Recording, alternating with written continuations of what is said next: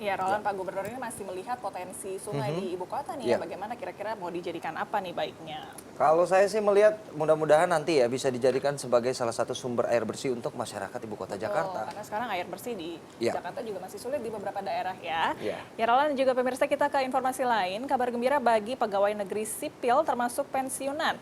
Para abdi negara ini akan menerima hadiah baru berupa tunjangan gaji ke-13 dan 14. Penerima bonus tambahan gaji yang dibebankan ke APBN ini adalah PNS instansi pemerintah pusat, anggota TNI dan Polri, pensiunan serta pejabat negara. Tak ayal rencana ini menimbulkan pro kontra meski diklaim tidak merugikan keuangan negara. Berembusnya kabar tentang ribuan PNS fiktif masih rutin menerima gaji tidak ditampik Badan Kepegawaian Daerah DKI Jakarta.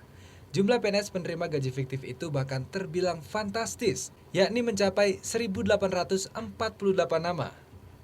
Hingga kini keberadaan nama-nama ini masih dilacak karena masih tercatat di Badan Kepegawaian Nasional atau BKN. Itu memang ada pegawai yang tidak melakukan IPU PNS tapi masih menerima gaji. Kenapa begitu? Karena mungkin PNS ini sedang dalam proses persidangan. Di tengah kabar miring itu, para pegawai negeri sipil, termasuk para pensiunan, akan menerima hadiah baru berupa tunjangan gaji ke-13 dan ke-14. Para penerima bonus tambahan gaji yang dibebankan ke APBN ini adalah PNS instansi pemerintahan pusat, anggota TNI dan Polri, pensiunan, serta para pejabat negara. Sementara APBD akan kebagian beban pembayaran bonus gaji bagi para PNS di lingkungan pemerintah daerah, gubernur dan wakil gubernur, bupati dan wakil bupati, wali kota serta wakil wali kota. Besarannya bervariasi. Para PNS aktif dan anggota TNI Polri akan menerima 100% gaji pokok sebagai gaji ke-13. Sedangkan para penerima pensiun akan menerima setengahnya saja. Pemberian gaji ke-13 dan THR ini dilakukan untuk meningkatkan kesejahteraan dan meringankan biaya hidup para penerimanya.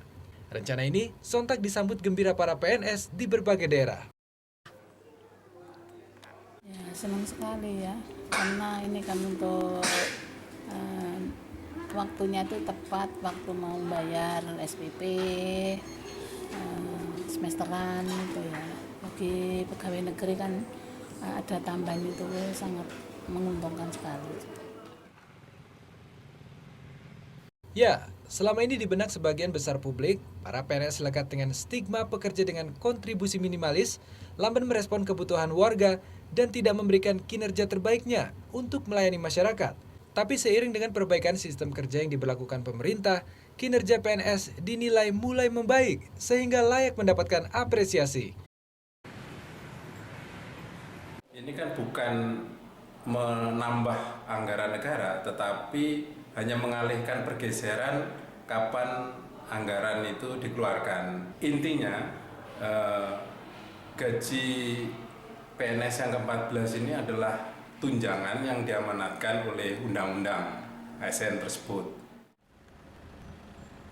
Pemberian gaji ke-14 berupa tunjangan di hari raya yang baru pertama kalinya diberikan pemerintah ini akan menjadi catatan sejarah sistem penggajian PNS.